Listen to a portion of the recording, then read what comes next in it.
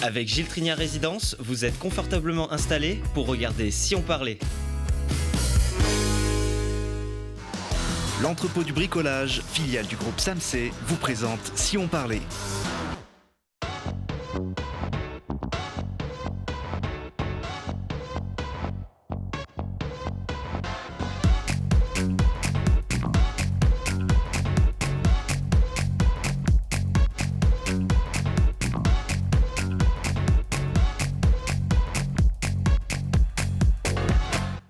Ils font bouger le territoire, ils font la fierté des Isérois, ils apaisent votre soif de culture. Leur émission, c'est Si on parlait, elle donne la parole, elle leur donne aussi un visage. Et un visage n'a jamais de rides quand il ne demande qu'à apprendre.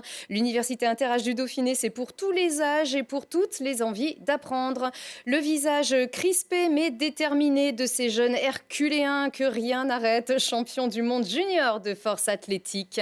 Et le visage de ce jazz qui apaise, qui énergise et qui toujours se renouvelle avec un talent pur grenoblois qui traverse les années et les tendances. Bienvenue Alfio Riglio. Bonjour Lucille. Merci beaucoup de nous faire cet honneur, un des meilleurs pianistes de sa génération, compositeur, qui s'en revient d'une tournée, qui repart pour une autre. Entre-temps, il enregistre un nouveau disque, avec un beatboxer notamment. On va découvrir ça dans un petit instant. Clara et Nicolas Perrault, bienvenue. Bonsoir. Respect. Vous êtes double champion du monde, Nicolas de force athlétique, Clara, championne du monde junior, tous les deux, de ce sport devant lequel vous ne tremblez jamais. Pourtant, il faut lever du très, très lourd. Merci beaucoup d'être là. Et parce que c'est tous les jours la rentrée, à l'UIAD, le directeur de l'Université Inter-Âges du Dauphiné est avec nous, Cédric Mazone. Bienvenue. Merci, bonsoir. Oh, c'est pas la peine, notre ingénieur du son est très très fort. Vous allez pouvoir ne pas trop vous approcher du micro. Oui, parce que quand on a soif d'apprendre, en fait, c'est tous les jours l'excitation de la rentrée chez vous. Vous le sentez, ça ? Oui, alors des milliers de personnes viennent avec un cartable et leur cahier, chaque jour.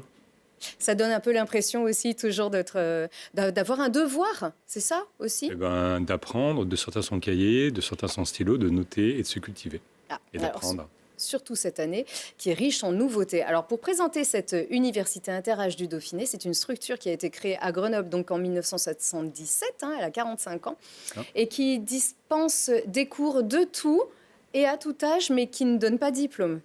C'est ça, vous l'avez bien résumé. En fait, l'Université Inter-Âges du Dauphiné n'a pas pour vocation de dispenser et donner des diplômes. Simplement, les gens viennent pour apprendre et pour le plaisir. Alors, l'idée, justement, c'est d'apprendre pour le plaisir ou pour que ça serve, en fait. Ça peut servir aussi à la vie quotidienne. On peut apprendre à fabriquer des choses. On peut apprendre aussi sur soi. Voilà, c'est pas forcément apprendre des nouvelles choses et se cultiver. C'est toutes les cultures, en fait. Et sans pression. Sans pression, voilà, parce que pas de diplôme. Donc, les gens viennent pour le plaisir. Ils peuvent apprendre des langues comme l'italien, l'anglais, peindre, de la sculpture sur bois, mais également des cours d'économie ou d'astronomie. Alors, il y en a 500 des cours, des ateliers, des conférences, 50 nouveaux cours. D'ailleurs, alors, c'est-à-dire, ça représente combien de disciplines à peu près ? On va dire une bonne soixantaine de disciplines. C'est une des plus importantes en France. Voilà, alors, elle a été l'une des plus importantes de France. Là, on a un peu décliné avec le nombre d'adhérents. Ça, c'est lié au Covid. On est passé de 6 800 adhérents à un peu plus de 5 000. Voilà. Mais ça reste une des plus importantes. Mais ça va revenir. On espère. Justement, parce que qui dispense ces enseignements ? Alors, les enseignements de langue, d'art plastique et d'histoire de l'art sont dispensés par des salariés qui sont diplômés. Et puis, combien à peu près de salariés vous avez ? Alors, on a à peu près 90 salariés qui dispensent des enseignements. Oui, c'est une grosse structure quand même. Une grosse structure. Et puis, on a à peu près 180 bénévoles qui dispensent des cours d'informatique, d'économie, de maths. Alors, les enseignants bénévoles, d'ailleurs, ils sont enseignés puis enseignants. On le voit Olivier, ici, qu'on vient de voir, Olivier Bouillet, qui a voulu apprendre à se servir d'une imprimante 3D et qui enseigne aujourd'hui cette technique. Et puis, alors, d'autres avaient été enseignants, mais découvrent une nouvelle manière d'enseigner devant un public qui est volontaire, qui prend part très volontiers à ces cours et qui, en fait, découvre une toute manière d'enseigner, en fait. Oui, vous avez bien résumé. En fait, on a actuellement un professeur d'économie qui est à l'INP, qui fait des cours d'économie à des jeunes. Et quand il vient le soir, qui fait des cours d'économie à un public de plus âgés ou également de jeunes, c'est pas du tout le même état d'esprit. parce que les gens viennent avec l'envie de savoir différemment. Mais il y a des jeunes aussi. Il y a également des jeunes parce que c'est une université qui est ouverte à tout âge. Et oui, parce qu'on a Sans l'impression que l'envie, le goût d'apprendre grandit en fait avec l'âge aussi. Et puis moins on a d'activités lorsqu'on est retraité, et plus on a envie aussi d'apprendre des nouvelles choses, tout ce qu'on n'a pas pu apprendre pendant toutes ces années. C'est pas la règle. À l'UIAD, les jeunes aussi qui sont à l'école peuvent venir. Tout à fait, il n'y a pas de limite d'âge. Récemment, donc en septembre, un père est venu inscrire son jeune de 12 ans qui est sensiblement au potentiel intellectuel. Il a inscrit son enfant de 12 ans. Qui n'en a pas assez à l'école. Je ne pense pas, mais il aura trouvé à l'UIAD un complément. D'accord. Et il y a des cours du soir notamment? Alors, il y a quelques cours du soir, ce n'est pas la majorité, mais il y en a quelques-uns. Il va quand même pas à l'UIAD plutôt qu'à l'école quand même, ce jeune garçon. Non, parce qu'il fait des cours à domicile, c'est jeune. D'accord. Alors, si ça vous intéresse, on peut apprendre l'art du conte. C'est un atelier d'oralité, ça s'appelle. On peut apprendre l'art floral. Ou alors, il y a aussi un cours qui s'intitule « Quand les artistes jouent avec les fleurs et les plantes ». C'est très spécifique. C'est ça, oui. Alors, on a aussi l'égyptologie. Les Étrusques, 2 cours quand même sur cette grande civilisation, ou connaître le patrimoine de proximité. Ça, c'est bien aussi. On en voit un bel exemple ici derrière vous, Cédric, justement sur ce patrimoine haussmannien, notamment de la ville de Grenoble, bien sûr. Qu'est-ce qu'on a d'autre? Des cours de smartphone. Aussi. De cancérologie. C'est très varié, en fait. C'est très varié. Réduction du stress basée sur la pleine conscience. Oui, c'est de la méditation. Ouais. Donc, il y a aussi du développement personnel. Bien-être et développement personnel, tout à fait. Et ça se développe, c'est très tendance? Alors, beaucoup dans les universités interâges ou les universités populaires, ce sont des activités qui se développent parce que le bien-être, comme on l'entend, beaucoup de gens en veulent. Et l'UIAD a permis de faire ce type de cours. Nicolas et Clara, vous êtes des matheux? Pas trop. Clara, mathématiques récréatives. Non, ça ira. Non, même pas. Pourtant, ça fait envie, Nicolas, un peu plus. Un peu. Les maths, oui, ça c'est quand même pas mal. Alors attention, la destinée orientale et occidentale des Xiganes, l'actualité de la question migratoire, c'est pas toujours facile de dépolitiser certaines matières. Non, on sait que l'enseignant n'est pas engagé, on fait très attention à ça. Donc c'est l'ouverture d'esprit? Voilà, tout à fait. Je pense que l'UIAD permet aussi d'avoir une autre citoyenneté, parce que ça ouvre l'esprit sur des vues différentes des choses. Un esprit critique, alors. Tout à fait, l'esprit critique. Exactement comme alors la zététique aussi, ça c'est un peu un coup de cœur, j'aime beaucoup ça, c'est la science du doute, qui permet d'expliquer par la science les phénomènes paranormaux, souvent en tout cas de ne pas se laisser avoir par des choses qui pourraient paraître surnaturelles, alors qu'il y a une explication scientifique derrière tout ça. Les prix, c'est abordable? Alors, pour adhérer à l'UIAD, c'est un coût de 50 €. Une fois qu'on est adhérent, on choisit ce que l'on souhaite comme cours, sachant que les prix varient de 50 € à 400 pour les plus onéreux, qui sont des cours où on fournit du matériel pour des cours de sculpture sur bois ou peinture. 400 par cours? Non, à l'année. Ah, à l'année. Donc les 50 €, c'est à l'année. Donc 50 plus 50. 50 plus 50 pour des cours assurés par des bénévoles, ou 400 quand c'est des cours qui sont faits par des personnes que l'on rémunère. D'accord, donc ça reste très abordable. Ça reste abordable. Et c'est un rythme de chaque semaine? C'est variable. Il y a des cours qui sont hebdomadaires et qui se déroulent de début septembre à fin juin, ou des cours pour 6 mois, ou des cours pour 4 séances. C'est très variable. D'accord. Alors c'est variable aussi sur le département. On vous trouve partout, à la Mure, dans le Grésivaudan. Vous allez vous développer encore, je crois. Sur la côte Saint-André, il y a des projets? Voilà, on espère se développer dans le Nord-Isère, la côte Saint-André, et puis également dans le Sud-Isère. Alors, on vous trouve notamment à Grenoble, dans ce fameux hôtel de Belmont, donc au bord de l'Isère. C'est un bâtiment qui avait été édifié au XVIIe siècle. C'est un très bel écrin. C'est ça. Ça a été un hôtel particulier, ça a été un tribunal, et l'UIAD l'occupe depuis 2004.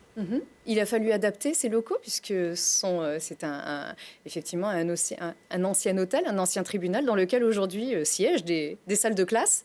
Voilà, donc il a fallu faire des travaux, notamment installer un ascenseur, le mettre aux normes PMR, et il est utilisé sur tous les niveaux par des personnes à mobilité réduite. Alors, justement, on voit ces personnes qui sont décidément très, très studieuses. Hein, attention, l'ambiance, elle était vraiment très, très sérieuse. Le passage à la retraite, c'est souvent une opportunité, bien sûr, pour apprendre un nouveau domaine ou de se relancer dans quelque chose. Mais la vocation de l'université Interage, c'est aussi basé sur ce lien. C'est le lien social, c'est recréer du lien. Oui, parce que je pense que le passage à la retraite peut créer un grand vide. Et l'université Interage a pour donc deuxième objet de favoriser le lien social. Et ça permet à des gens de se retrouver, ne serait-ce que pour des cours, mais après d'aller au restaurant. Et puis, comme je disais dans une autre intervention, on peut finir à Rome en commençant des cours d'italien. Mais ça reste des cours aussi. Ça reste des cours. Vous voyagez ? Est-ce que les cours proposent aussi des voyages ? Est-ce qu'on arrive à se donner ces moyens-là ? Alors, les enseignants de langue proposent des voyages ou, lors des cours de géologie, des voyages sont également proposés. Et est-ce que là, aujourd'hui, vous avez des cours où vous manquez peut-être un petit peu de personnes, où il faudrait remplir un petit peu parce que ce n'est pas encore assez connu, où le bouche à oreille ne fonctionne pas encore assez ? Voilà, vous le résumez bien, en fait. Hein, la notoriété a un petit peu décliné ces dernières années. Donc, dans les cours d'anglais, ça manque un peu. Les cours d'anglais ? Les cours d'anglais, les cours d'art plastique. Mais je pense que les gens ne nous connaissent pas. Puis à l'UAD, on fait autre chose que simplement des cours. On est également apprenant sur la culture. Voilà. Donc, ce que ne propose pas Internet. Les ateliers, par exemple. Tout à fait. D'accord. Donc, on a bien compris. Il suffit d'aller sur votre site, par exemple, sur notre UAD, site. de venir vous voir. Oui. Il n'y a pas toujours des portes ouvertes aussi. Hein. Ah non, mais là, les locaux ont réouvert depuis fin août. Donc, les personnes se présentent à l'hôtel de Belmont. Il y a toujours une personne à l'accueil. Voilà, des bénévoles qui font un accueil gracieux. Et puis, donc, les personnes se renseignent, et puis elles s'inscrivent. Et les inscriptions peuvent se dérouler jusqu'à même fin décembre. Mais alors, c'est vrai qu'on a parlé de ces cours qui étaient peut-être un petit peu plus insolites, en tout cas un petit peu plus originaux. Il y a aussi, on le disait, des cours tout à fait normaux, des cours de langue. Il y a des cours de peinture tout à fait classiques, des cours de dessin. On a vu, apprendre à se servir d'une imprimante 3D, ça aide aussi. Parce que quand on est chez soi, on aime bien aussi fabriquer ces petites pièces. Donc voilà, il y a à la fois du classique et puis des choses qui vont faire réfléchir et peut-être aussi générer le débat entre les personnes et faire fonctionner ces neurones. Voilà, mais c'est vrai que l'imprimante 3D, c'est une activité qu'on a développée depuis 3 ans et qui intéresse beaucoup les adhérents. C'est tout ce qu'on vous souhaite. Et puis, c'est bien aussi de vous retrouver après ce Covid qui vous a fait du mal. Hein, on a compris, vous aviez été inquiet. Alors, on a été inquiet parce qu'en 2020, on a perdu à peu près 1300 adhérents qu'on commence à retrouver. Mais ce qui est... Et puis, on peut être fier de le dire, c'est qu'avec les adhérents, on a permis de sortir la tête haute. Vous n'aviez rien lâché. Non, il y a eu des cours en visio, il y a eu des cours à distance. Donc, c'est vrai qu'on a traversé 2 années relativement difficiles, hein, mais on est sorti plutôt la tête haute. Et on a permis à des gens plutôt âgés de se mettre à la visio, d'acheter des smartphones. Et oui, et puis on profite, hein, c'est la première année, on touche du bois, il y en a plein ici, c'est la première année qu'on commence sans restriction, hein, qui s'annonce pleine, et on espère bien sûr que vous avez le moral, et il y a beaucoup de nouveautés, et notamment d'ailleurs dans la manière d'enseigner hein, cette année. Tout à fait, alors on a favorisé ce que souhaitent maintenant les adhérents, et puis les nouvelles personnes, c'est-à-dire peut-être un engagement moins sur la longue durée, c'est-à-dire moins sur un engagement d'1 an, des engagements au trimestre ou au semestre. D'accord. Voire même pour un stage. Pour essayer. D'une journée, pour essayer et donner envie. D'accord. Toujours pas de cours de piano. Malheureusement. Malheureusement. Alors, encore que Alfio, je ne sais pas si c'est ça qui vous intéressera en particulier, d'enseigner le piano, mais peut-être plutôt la musique un peu plus en profondeur. C'est surtout que j'ai pas beaucoup le temps en fait d'être disponible. Vous n'êtes pas encore retraité, c'est pour ça. Non, mais je suis beaucoup sur la route. Je suis un intermittent du spectacle. Bien sûr, bien sûr. Alors, quand même, pour votre information, il y a des cours de bien chanter. Ça, c'est pas mal. Des cours de culture musicale. Et je crois que ça, c'est très important pour vous parce que c'est pas vraiment ancré dans notre système à nous, ça, en France, contrairement aux États-Unis où on apprend à bien chanter, on apprend à frapper à contre-temps. À danser au bon endroit. Et à danser au bon endroit. Et que la musique, c'est important. D'accord. Et en France, on a un patrimoine musical phénoménal. On est le seul peuple au monde qui tape les temps à l'envers dans les mains. On peut donner un petit exemple ? Ben, Ouais, c'est pas facile. 1, 2, 3, 4. Et ben les Français Ça, vont c'est ce qu'il faire. faut faire. 1, 2. 2, 3, 4. Voilà, c'est Et ça. on est un peu la risée des musiciens du monde entier pour ça. Et là, C'est tu vrai. viens du pays des gens qui entendent le temps à l'envers. C'est vrai, on le voit ça dans les émissions de télé, C'est drôle. où voilà, les musiciens comprennent, mais c'est vrai qu'on est les seuls à taper sur le temps, et alors que normalement, pour faire swinger un peu les chansons, je ne sais pas si ça parle vraiment à beaucoup de monde tout ce qu'on dit, mais on va en apprendre beaucoup plus, bien sûr, sur vous. Alors voilà. Un des tours de chapeau que vous avez, justement, c'est un des tours que vous avez dans votre chapeau. Donc, cet enseignement de la musique jusqu'à ses racines, un musicien, magicien. On va essayer de faire le tour de votre univers. Merci.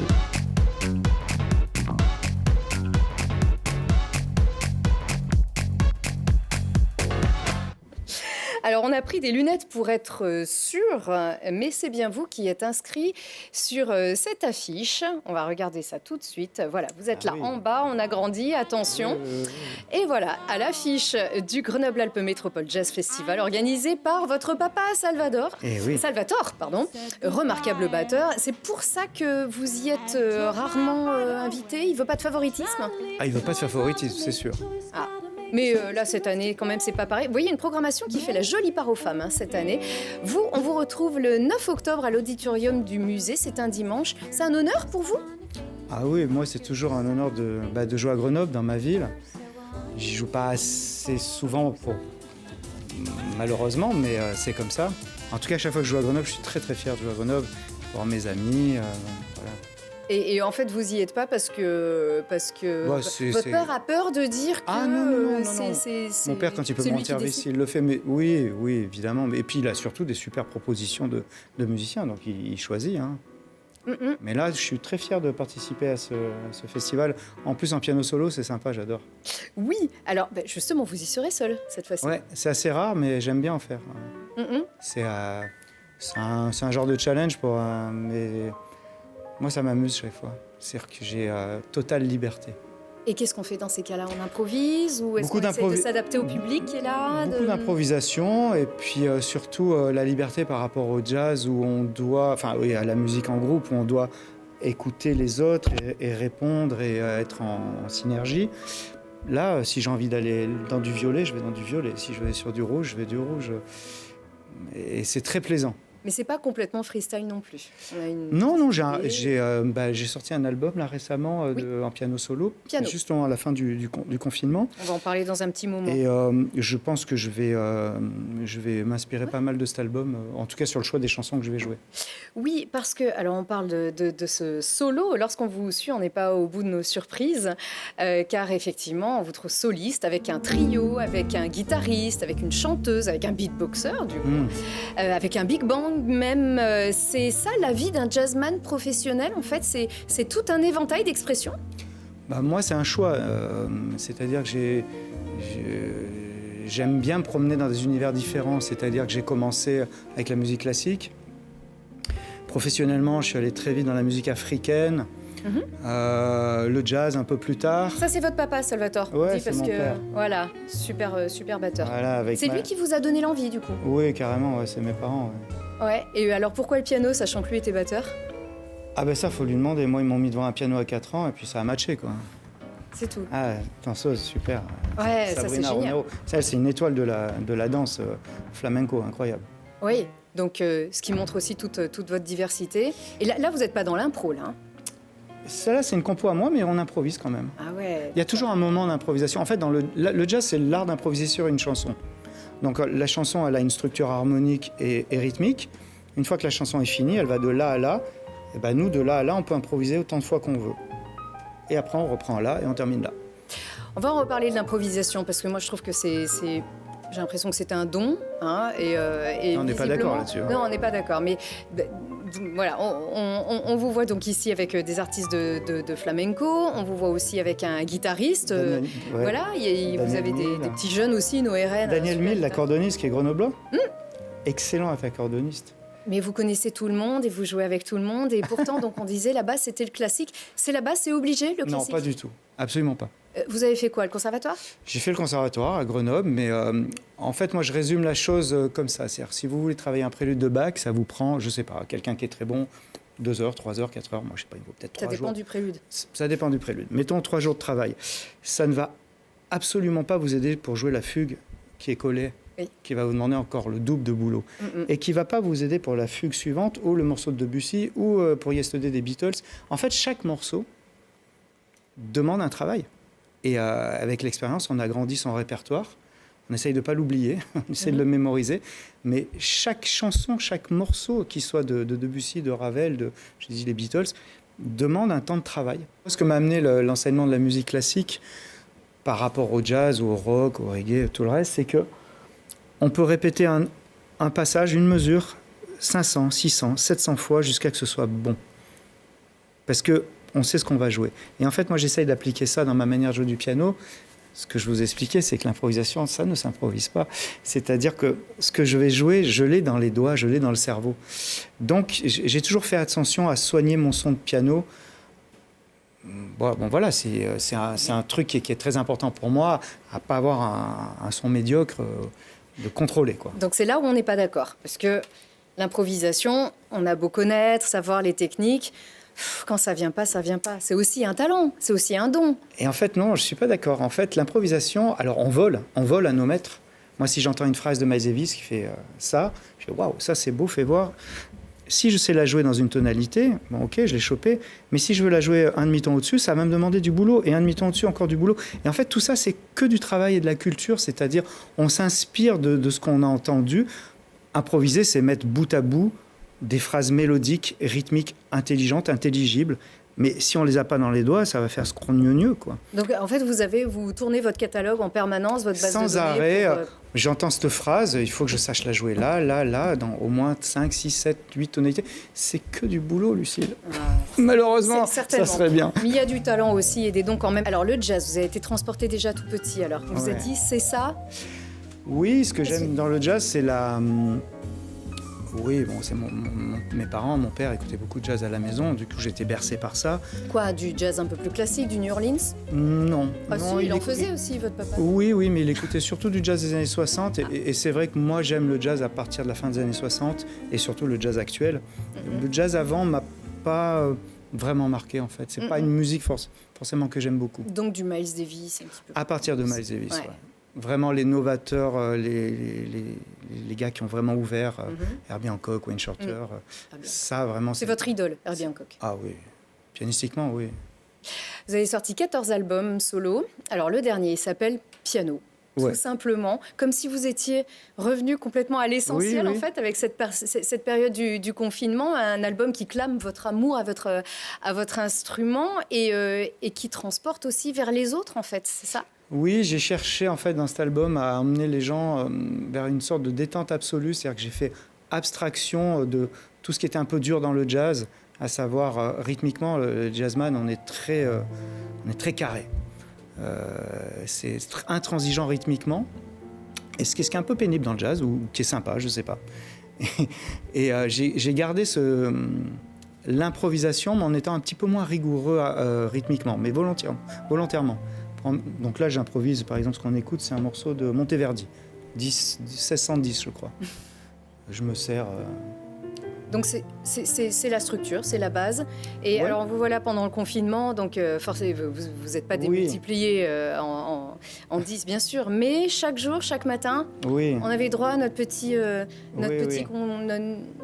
morceau au café. Ma famille a dû souffrir parce que je travaillais je crois de 9 à 11, ce que j'allais jouer de 11 à 11h30. Et j'en ai fait 80 et j'ai jamais rejoué la même chose. Ah. Donc c'était 2 heures de boulot super intense. Et ça fait un bel album. Ouais, j'étais en forme, j'ai dit c'est le moment de faire un album de piano solo. Exactement. Et puis j'étais très étonné du nombre de personnes qui attendaient ce concert. C'était extrêmement surprenant. Avec le café à 11h. En fait, les gens on a senti ce besoin de...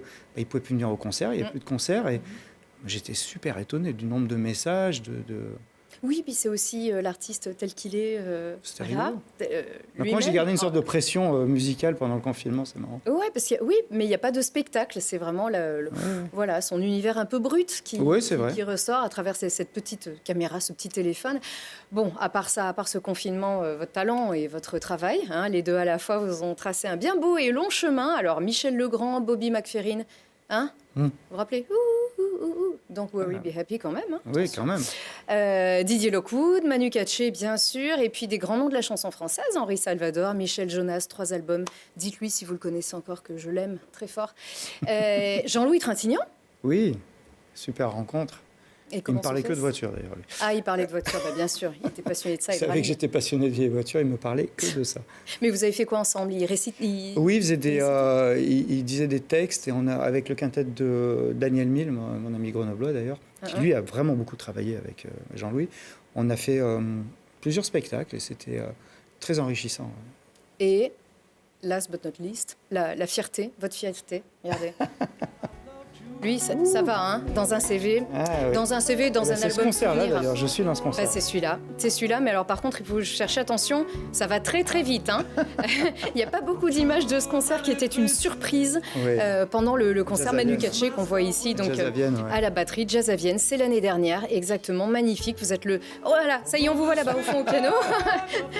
Et c'est tout, terminé. Vous êtes le seul pianiste français à avoir accompagné. Avec l'autre collègue qui était avec moi là. Ouais, je crois qu'il n'y a pas beaucoup de... Quand même, hein. Mais bon, c'était un rêve de gamin. Et puis, quand Manu m'appelle, il me dit « Tu vas jouer avec le patron en juillet ?» Je fais « Waouh !»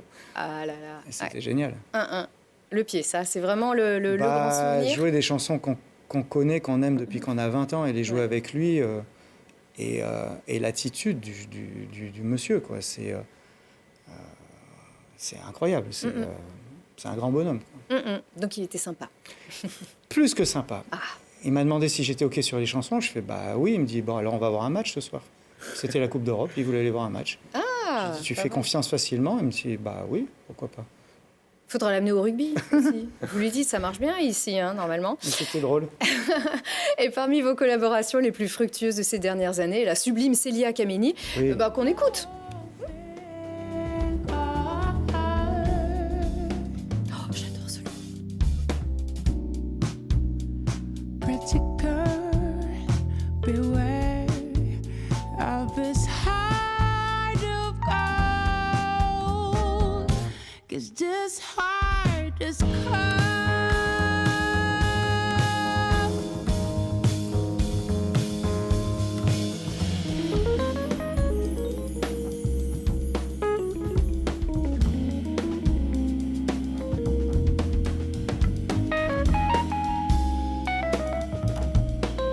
Voilà, Célia Kameni avec qui vous tournez, vous composez depuis 2018. C'est déjà une longue et une belle collaboration. Hein, c'est un coup de cœur? Oui, en fait, j'avais envie de faire un album de reprise que je n'avais jamais fait. J'ai toujours fait des albums de composition ou d'improvisation. Et quand j'ai voulu faire ces reprises, j'ai tout de suite pensé à Célia parce que j'adore comment chante cette fille-là. Et j'ai vraiment taillé un album pour nous quatre. Et finalement, ça fait bientôt 6 ans qu'on est sur la route et qu'on tourne avec ce groupe-là. Donc, il est sous mon nom, mais voilà, il est vraiment aussi pour elle, quoi. Ouais, c'est pas facile de comparer toujours. C'est pas forcément flatteur non plus. Mais elle rappelle un peu Shadé dans les années 90, au niveau du... Oui, le timbre de voix, c'est vrai. Oui. C'est vrai. Là, en l'occurrence, c'était Goldfinger. Donc, c'est reprise, mais il faut être un sacré mélomane aussi pour reconnaître. Oui, je les détourne un petit peu. Et ensemble, vous avez sorti un nouveau clip. C'est une de vos compositions. On regarde un morceau? Ouais. Allez.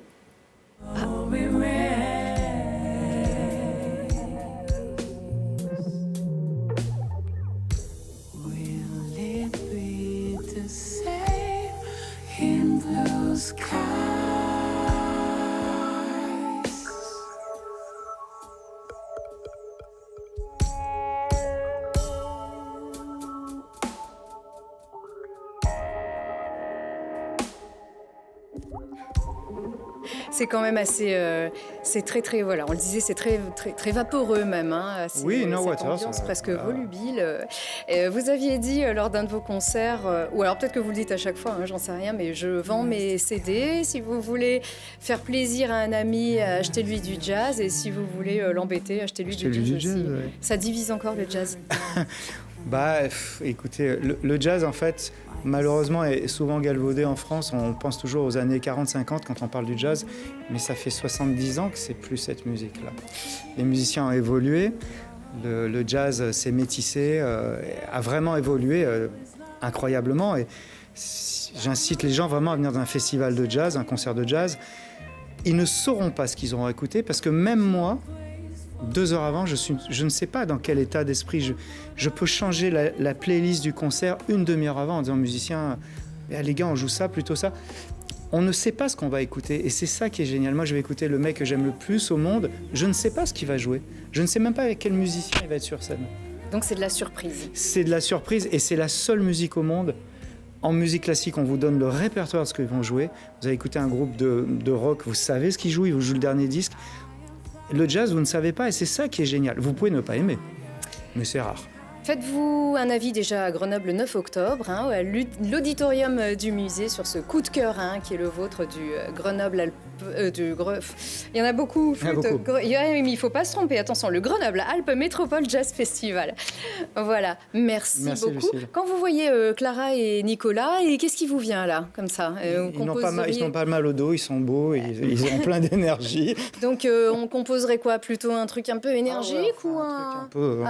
Ouais. Bien énergique. Ouais. Qu'est-ce que vous aimez, vous, comme musique? Un peu de tout. Ouais. On écoute un peu tout en général. Autant que la chanson française des classiques que du rap US aussi ou du rap français. Du rap, je l'aurais parié. Mais quand même. Des fois des Disney hein, aussi. Très bien ça. Des musiques Disney, oui. Des musiques Disney. Ah ouais. Elles sont géniales, mais bien sûr. Surtout les vieilles. Oui. Mais c'est toujours été des grands compositeurs pour. Toujours. Mais bien sûr. Vous pratiquez la musique? Non, pas du tout. Légèrement quand j'étais plus jeune, la guitare, mais j'ai rapidement arrêté. Donc peut-être qu'un jour je reprendrai. Eh bien, j'espère que vous reprendrez, bien sûr, aussi. Allez, vous êtes deux pépites grenobloises du sport mondial. On vous découvre.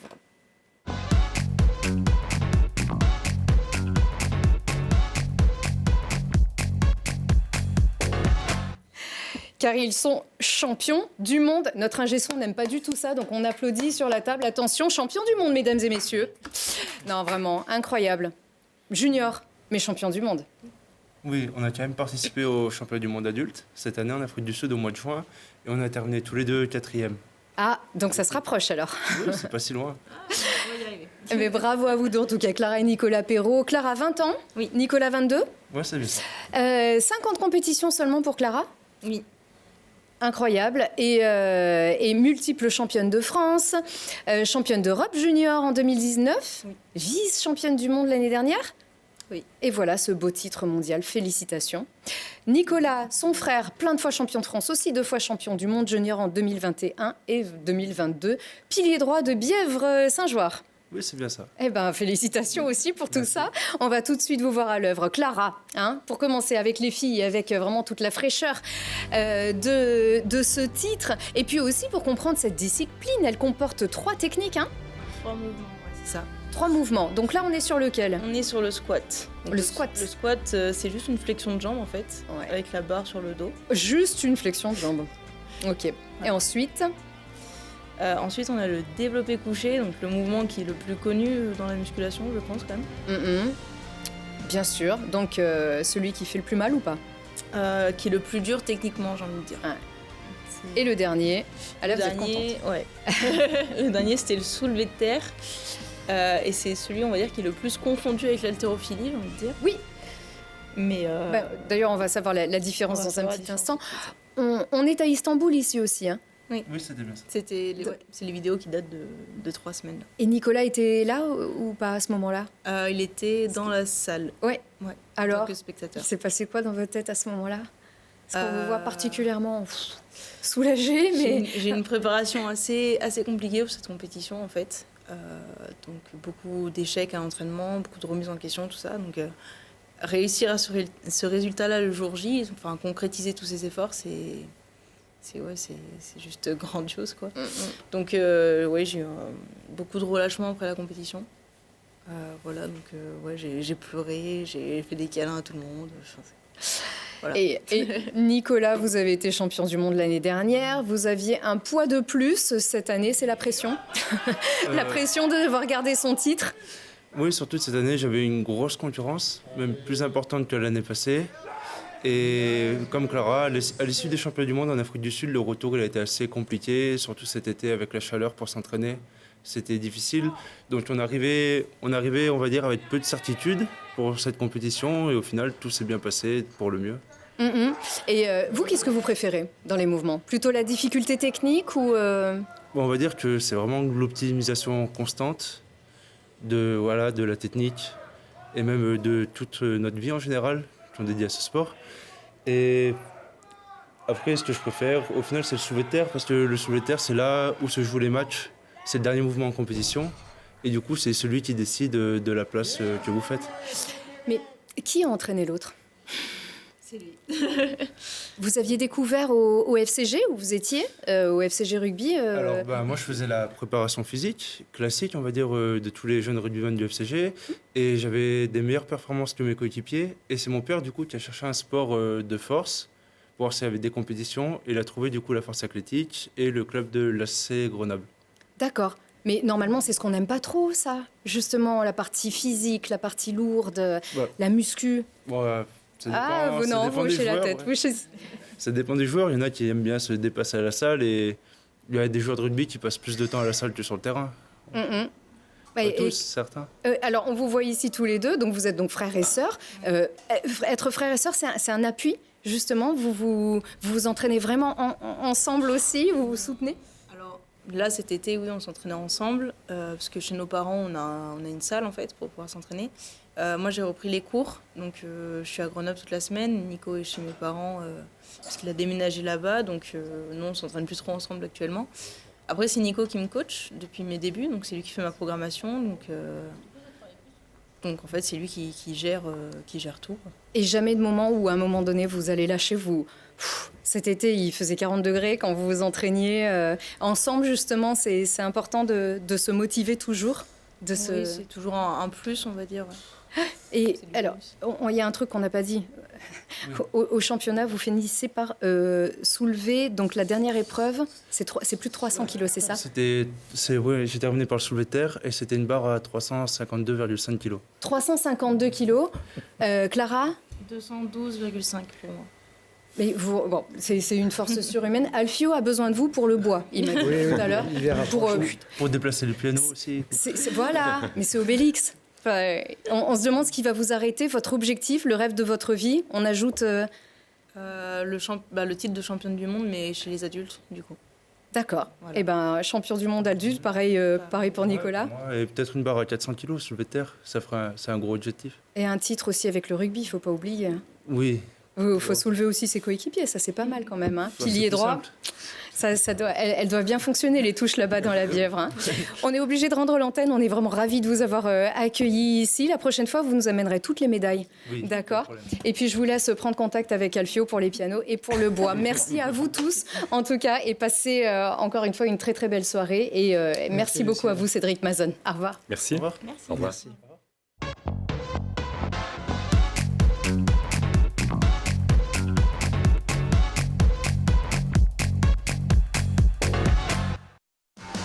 L'entrepôt du bricolage, filiale du groupe SAMC, vous a présenté Si on parlait. Vous avez profité de Si on parlait avec Gilles Trignat Résidence.